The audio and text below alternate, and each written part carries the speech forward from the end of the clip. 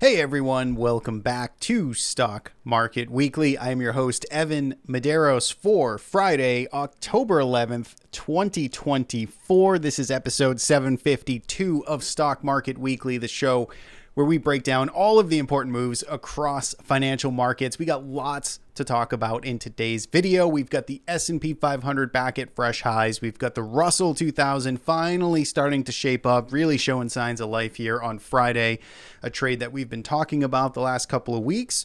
We got bank earnings that kicked off. We had a Tesla event. We've got Bitcoin, which is starting to move, and actually MicroStrategy and some of those related stocks. Yields are on the rise. China lost some steam. All of those are big topics in themselves. Let's get into the numbers here.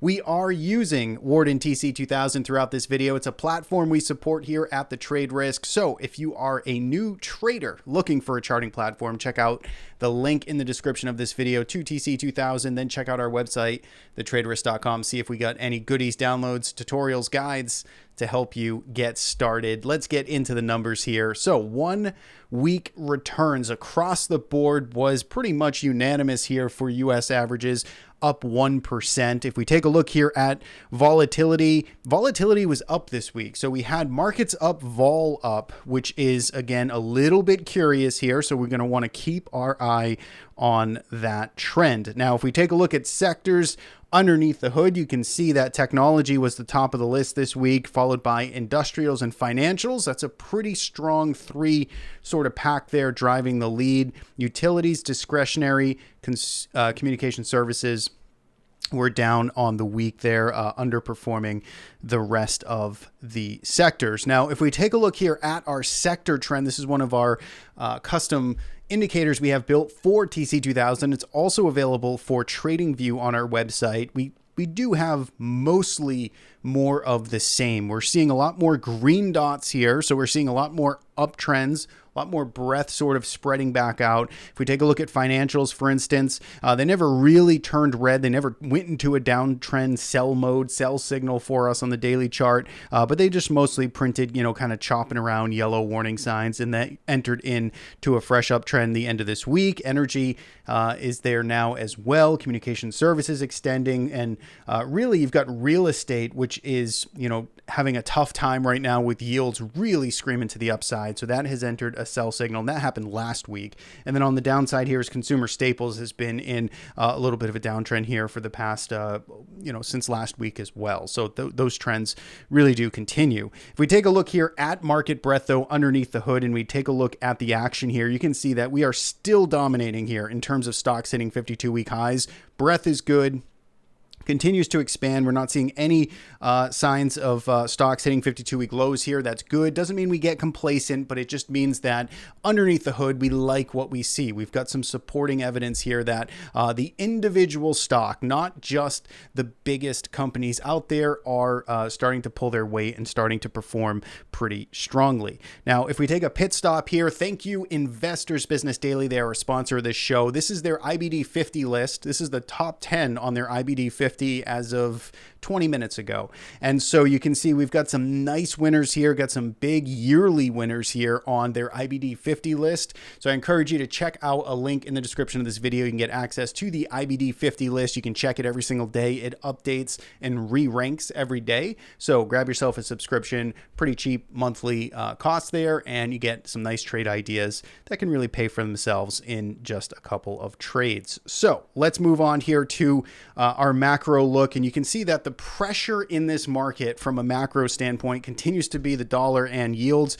The dollar did, kind of taper off a little bit this week, but still it was up. Yields were up. We're starting to break this nice orderly kind of civil downtrend that we had here in treasury yields. The 10-year treasury yield here you can see is still kind of screaming higher. So we've got some concerns here as perhaps markets are now really, the bond market is perhaps, getting back on this inflation trade perhaps, or is just not confident in what the Fed might do here in the coming months. So or it's election outcome, reasons as well. There's kind of a hodgepodge or just a melting pot of potential reasons here. It's tough to really nail down into any one, decisive sort of reason why we've seen yields start to really pick up here, but that continues to be the case right now. So let's continue to keep our eye on that as well. Now, let's get into the charts here. Let's take a look at price action. S&P 500, take a look here, weekly chart. Again,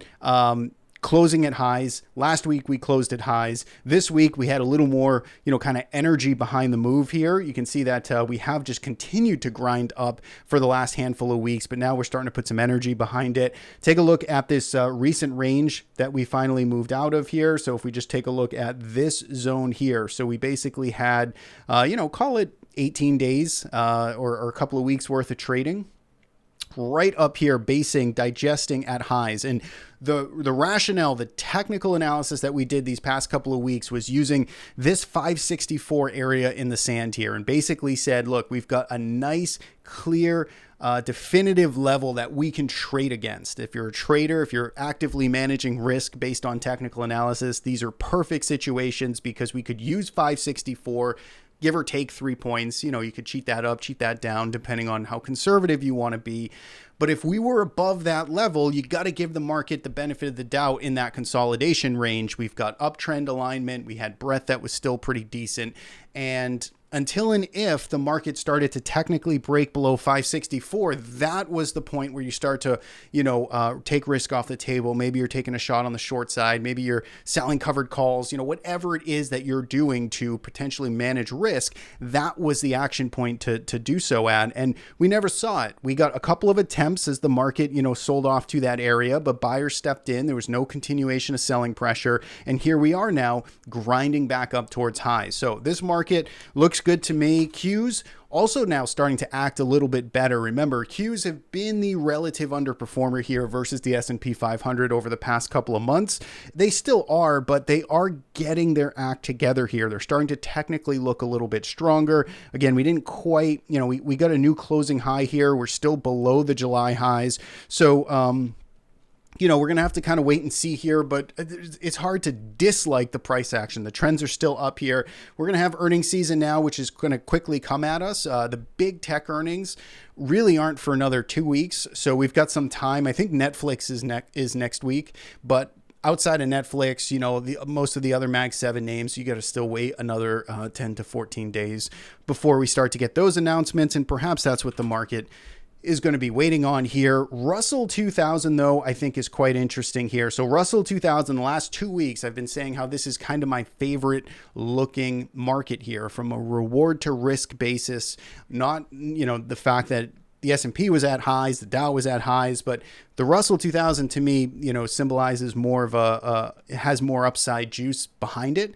So Russell really started to ignite, I think, day one move on Friday. I did take a position here in Russell on Thursday.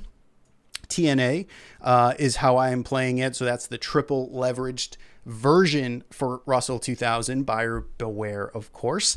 So I do have a swing trade, position trade established here in the Russell 2000. My first buy here, again, was on this day, shortly after the open. I did get a really good entry, but I was waiting for this trade. So I'm going to stick with it. Again, I'm not looking to be a hero here or make some, big call that it's just going to dominate. And, I don't have some big price target or anything, but I think the technicals are lining up here. The digestion is lining up here. And I'll probably be a seller of some shares into more strength into these prior highs here. I'll take a little bit off the table and then I'll manage accordingly depending on the other opportunities. Again, this is not part of a trading system of mine, an automated system. This is just, Evan discretionary trading. So, lots of things can change how I manage that position, but I'm involved. I like it. And we'll see if that can continue. Now let's hit a couple of other markets this week. So I want to talk about, again, Treasury yield, IEF. This is really, this is the Treasury bond fund, so the opposite of yields. And you can see just the big kind of unwind here over the last couple of weeks as the bond market kind of throws a temper tantrum. This is, kind of breaking this longer term structure now. So we've got some cause for concern. We're going to really want to see dip buyers come in here pretty quick. We are stretched. We're oversold, depending on however you want to look at it in terms of relative oversold signals. So we saw a pretty good move down. Question is it enough to wash us out? We shall see. TLT is basically the same thing here. You can see was acting well, and now we're starting to break trend. In fact, our Galahad trading system had a position here in TLT, and it dropped it this week, or was it last week? I can't remember. Last week or this week? It was one of these 2 days is when it sold out. So we no longer have a position here in TLT. So let's keep an eye on that. Let's briefly talk about China. So China was super hot the last couple of weeks, right? We had the just the support from Chinese government. And you can see that that trade, though, is definitely on a little bit of a wobble here. It's down 8%. I'm looking at KWeb, FXI. I think it's interesting. Again, China is always just so tough to trade. I've never traded China with conviction. I've traded some of the individual companies a little bit more so. So for me, I think there's opportunity here. I think it's an interesting spot to perhaps start DCAing or looking for that pullback setup. I personally just see better setups in the US market, or just lower hanging fruit for me. So I don't have a position here. Like, for instance, I just rather take a shot at IWM and, other things that are just really setting up, technically working. I do think China is interesting. I just haven't had, really the guts. I don't know what it is to really pull the trade, but I think it's worth interest. It's worth paying attention to. If you wanted to pull back, there you go. Talk about TLT. Let's talk about Bitcoin. So Bitcoin here, I think, is quite interesting as well. I know we always talk about Bitcoin. It always seems to get interesting, and then it fizzles out. It's been pretty difficult, pretty choppy, pretty trendless here over the last handful of months. I think we've done a pretty decent job at navigating it, but we've definitely got chopped up a little bit along the way. I think that's part of trading and part of, the false starts of breakouts.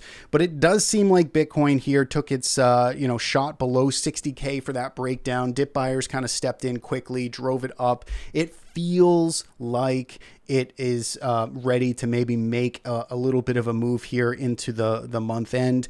Feels like that below 60K, if you're looking at below $34 on IBIT, that was kind of a washout moment, and it feels like we've got room to probe higher now. That's my gut feeling. Again, I'm still long here. Our trend following system, Galahad, does not have a position in this anymore. It had it dropped out. It had it dropped out. So it's just, being very careful here not to be involved too early. But if this can continue to find some follow through next week, then I wouldn't be surprised.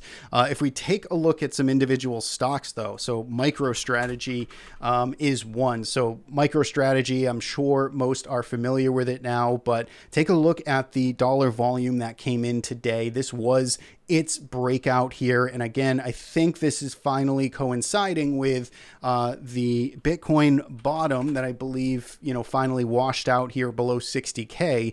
Finally got a good little, energy push off of that. Feels like Bitcoin found a local low. MicroStrategy's breaking out here. MicroStrategy is kind of a complex feedback loop on Bitcoin because, of course, it raises debt and issues shares to acquire Bitcoin, to raise its Bitcoin per share. That is the Bitcoin sort of standard strategy that it's embarked under. I do have a position here in MicroStrategy, so I am long. I've been long though, so I've been enjoying the move up.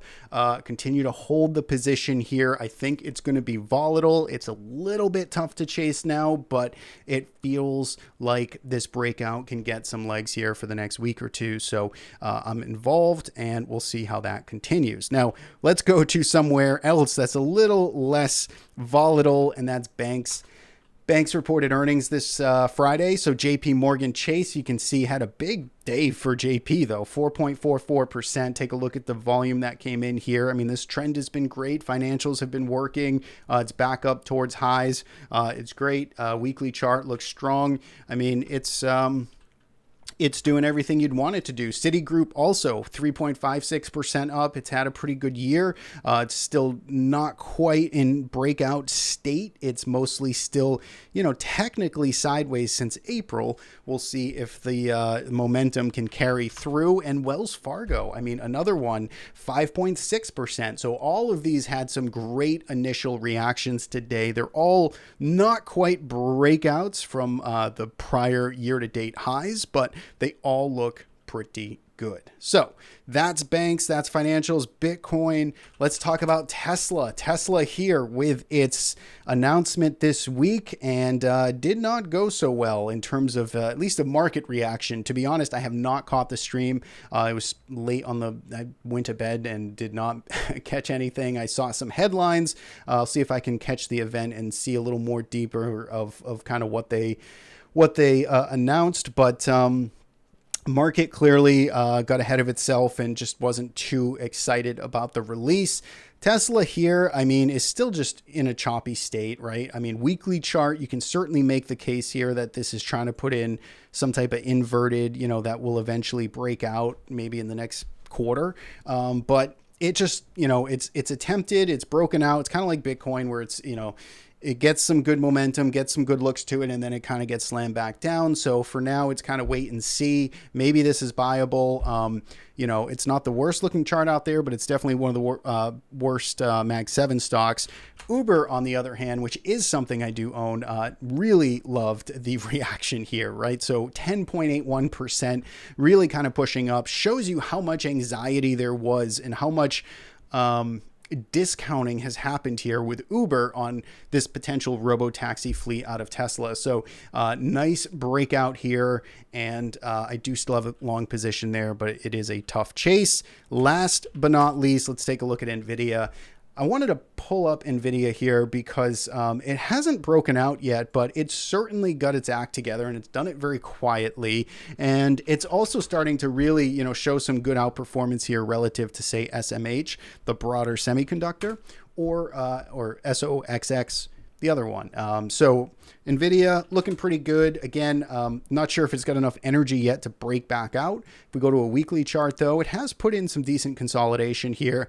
Doesn't look like an A+ setup to me, so I don't have a position in this right now, but certainly getting its act together and pretty close to those prior highs. So if that's something that does interest you, if you think there's some momentum that can carry this forward, then certainly keep an eye on this one as well. So that's what I have for this week. Moved a little bit quicker, covered a lot of charts, changed the format a little bit. Let me know if you got any thoughts in the comments section below. As always, we do these videos every Friday, long form market analysis, catch you up on everything that moved that we felt was important here from a technical perspective. We've got links to resources in the description of this video, our sponsor Investors Business Daily, TC2000 links, our own trading systems if you need some more trade ideas out there, and lots of other goodies. So hopefully you enjoyed. Thanks so much for tuning in. Have a great weekend. We'll see you back here next week. Take care.